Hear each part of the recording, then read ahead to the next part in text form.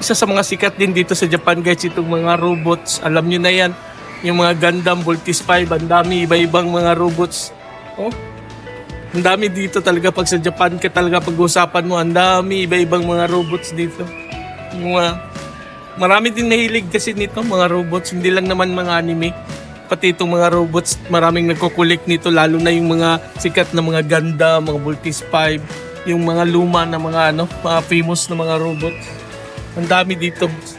Dami kang mabibili dito guys. Mahilig ka sa mga collection, maganda din to puntahan guys, HobbyOff.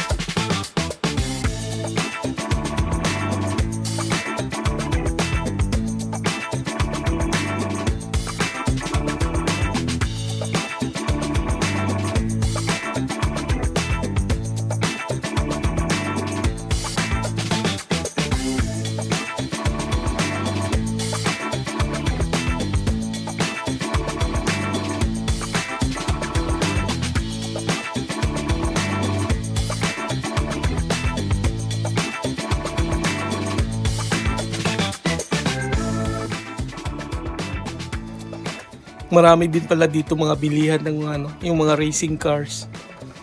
Ang daming choices dito. Remote control pa to. Okay na to kahit mga used na mga ganito. Yung price niya 1,100 yen. So magkano yan? Mga 400 something, ganyan. Remote control. Maganda pa naman yung mga condition, no? Nakabox pa talaga. Ganda to ng mga sasakyan. Tingnan natin yung mga stocks dito ha.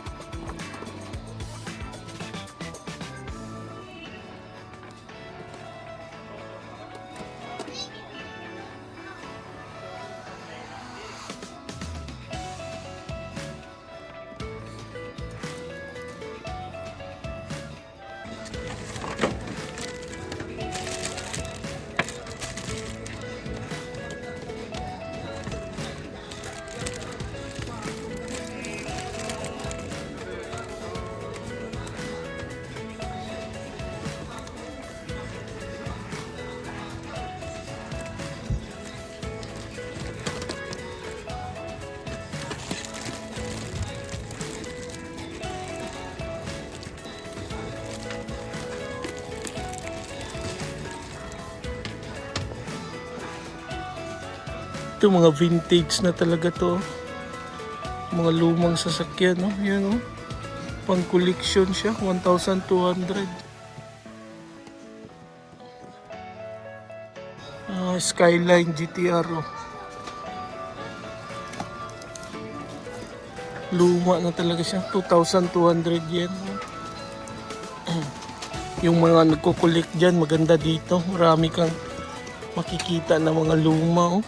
Ito, dyan sa loob. Mga luma na to na mga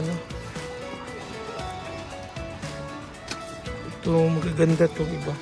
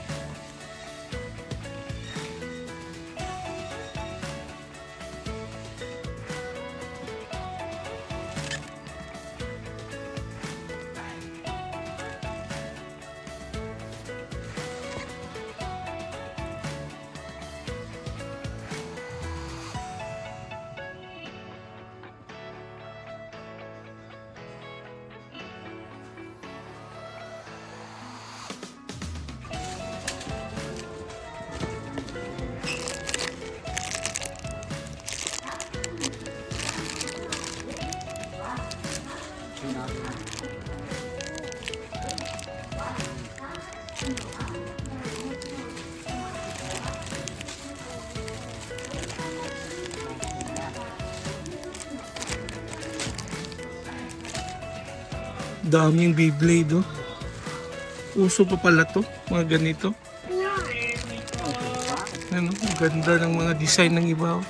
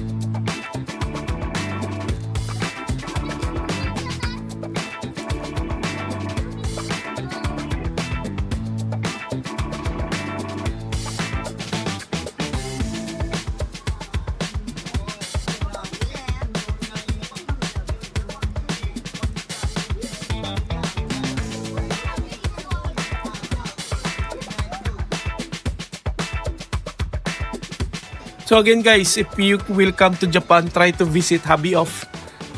This store is really good for buying used toys here in Japan guys. Thank you for watching guys.